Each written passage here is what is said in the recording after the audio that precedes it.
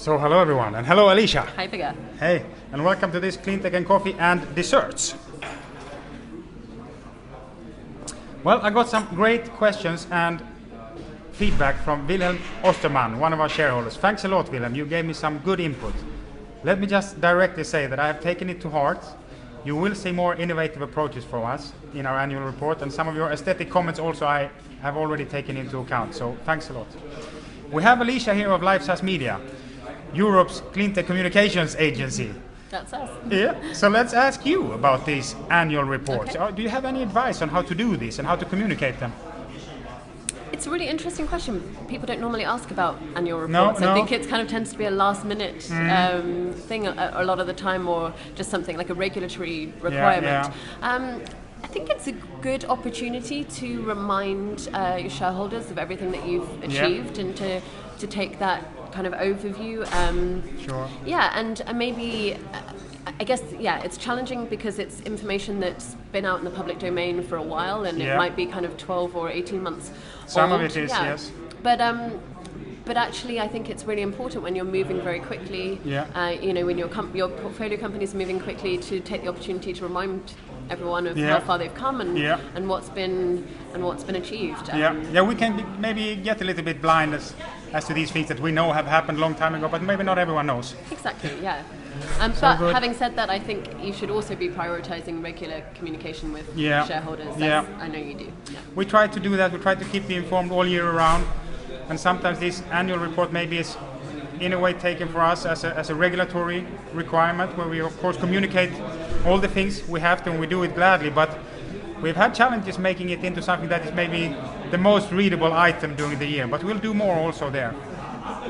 Well, last time we met was almost a year ago, and you were then considering starting up here in Berlin, and now you have. Yeah, that's right. We met in Berlin, and we were thinking about it, and now we are here in Berlin. LifeSAS Media has opened our first international office, so it's a really big development for us.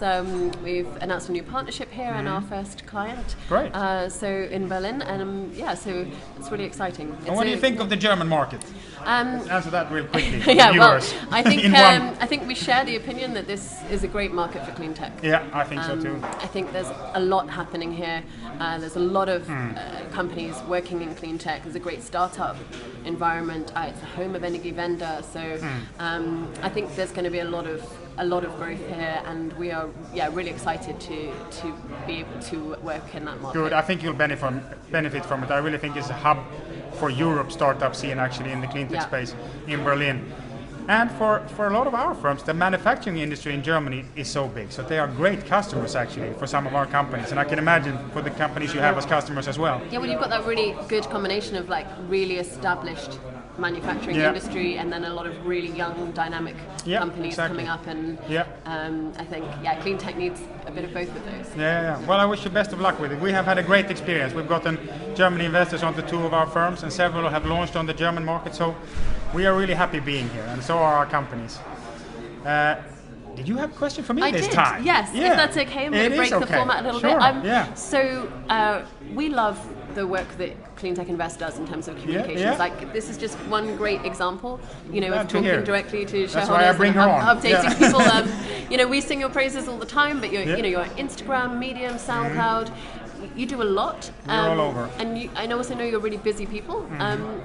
And I wish that more companies prioritize communications and storytelling and engagement in the way that you do. So I wanted to ask why you think that's so critical for your business. Well, I think it is critical for our business, and we just brought on a full-time communications director as well, who we've been working with, Joshua Kirkman.